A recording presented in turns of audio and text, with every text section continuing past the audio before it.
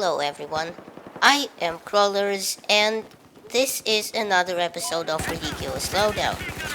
As you may already know, this is a series I started way back when in the Battlefield 3 days, basically whoring myself out for cheap views, running a suggested loadout from one of you in the comments section.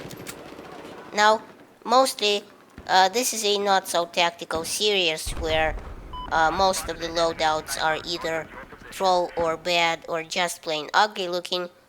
Really, I get a chance to try out a kit, a combination that I haven't thought of before, and maybe have good results with it.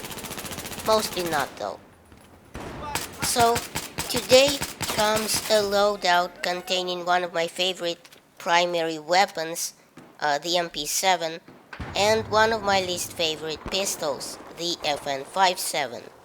And this one was suggested by Born, who is a friend of mine on Steam, by the way, and he also suggested for me to use the pistol more than the MP7 itself, which, needless to say, was a wee bit hard as the pistol does so little damage.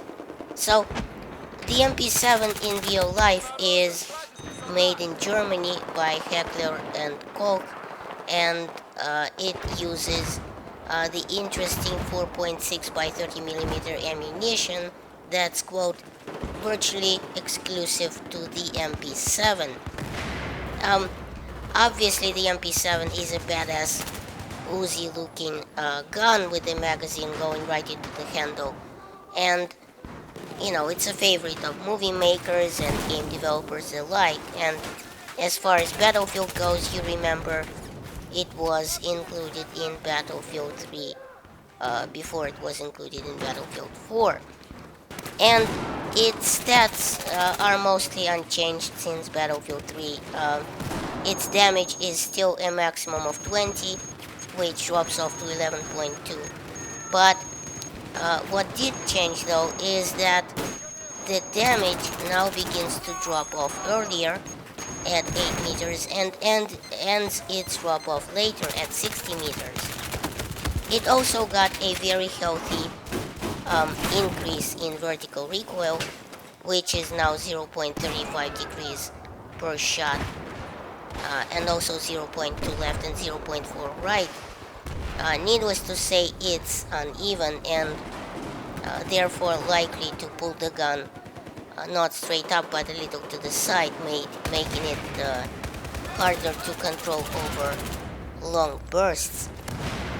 Speaking of longer bursts though, they are now possible even with the mind-numbing 950 RPM rate of fire, because the magazine accommodates for 40 rounds in Battlefield 4, unlike in Battlefield 3, where the MP7 only held 20 rounds and could be extended with the extended magazine perk.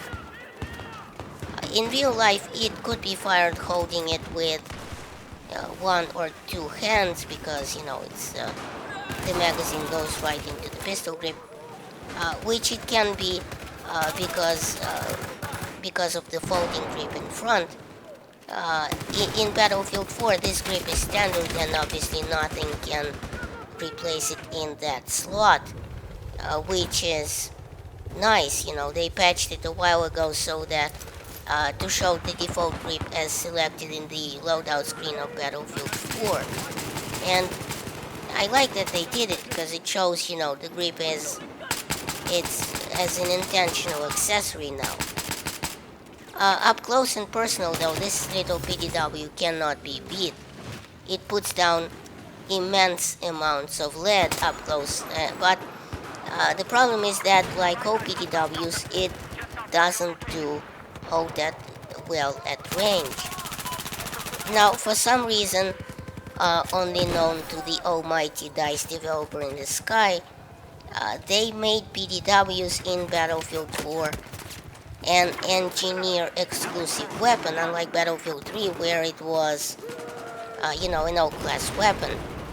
Admittedly, people in Battlefield 3 ran the M5K with the bottomless ammo box of happiness, which was pretty much showstopper on smaller maps. But restricting the PDWs to the engineer isn't a solution, I don't think, because the kind of maps where you need the engineer class, big maps where anti-armor warfare is needed, there is no need for short-range PDWs. So, wrong move, guys. I think wrong move. Oh, and by the way, the gameplay in the background here is where I pretty much got my ass handed to me, all up and down the playground, as it were. Uh, this is because where I was testing a mechanical keyboard. Thing is, my brother finally bought his first mechanical keyboard, the Corsair K70, with Cherry MX ground switches, I believe. And of course, I wanted to take it for a test drive, right? So of course I did for a couple of rounds in Battlefield 4, and it was a bit weird, needless to say, coming from my Logitech G15 keyboard. Obviously, the feel is a lot different. The keys travel more, they are loud, they are much higher because there isn't a front plate on the keyboard. It was fun though, definitely. I especially like the custom lights feature where you can light up only the keys that you want, and I actually didn't see the reason for the default setting to light up the arrow keys, since all I needed was the WASD keys and maybe a couple of other keys like Q, E, F, V, what else is there? G, I guess?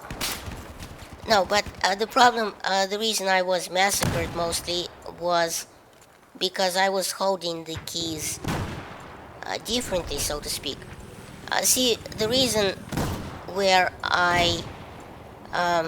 for some reason, I game on my Logitech G15 keyboard, and I put my fingers on the WASD keys.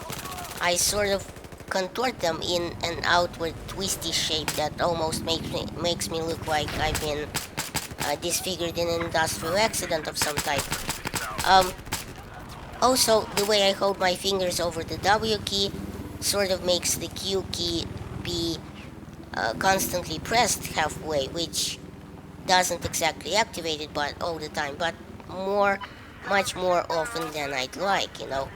So, holding the new Corsair keyboard, I instinctively contorted my fingers into a pretzel, which of course didn't work. So, I had to straighten myself out, however much I didn't like it, and it was better for my fingers, obviously, but much worse for my game, as I'd been accustomed by now to play a certain way already. But, enough about that. But before I close this video out, I have to real quickly mention the piece of shit pistol that is the 5.7. Now, the problem is that in real world, this is a very cool pistol made in Belgium by FN Herstal, the manufacturer of, among other things, the P90, using the same 5.7 round.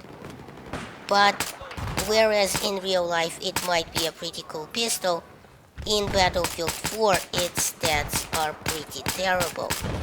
It has the worst starting damage of any semi-automatic pistol of 22 at 8 meters, which drops off to 12.1 at 60 meters. It also suffers, for some reason, from the worst per shot upwards recoil of any semi-automatic pistol, namely 0.7 degrees per shot. Its only saving feature that I can see is its gigantic clip of 20 rounds and its rate of fire, which is the top for a semi-automatic pistol, namely 455 rounds per minute. And obviously its starting standard 403 meters a second muzzle velocity is completely wrecked by using a suppressor. It's just not a good pistol in Battlefield 4, no matter how you slice it. And adding insult to injury, using the red dot sight on it only worsens the situation, as the recoil, the visual recoil shows to be downright horrifying, kicking the pistol all over the place. So, lining up shots is a moot point, especially for follow-up shots. So, uh, most points I was getting with this gun were just assists, as I really realistically couldn't kill anyone, and just ended up dead when I was using it. So I hope you enjoyed this episode of Loadout, and now because I don't feel like suffering alone, Born must also run this loadout and upload it to YouTube, and I'll accept the link down below in the comments section. Thanks for watching. Please rate and share this video as it helps my channel grow. Check out my other videos at the end of this one. And remember, in Soviet Russia, YouTube subscribes you.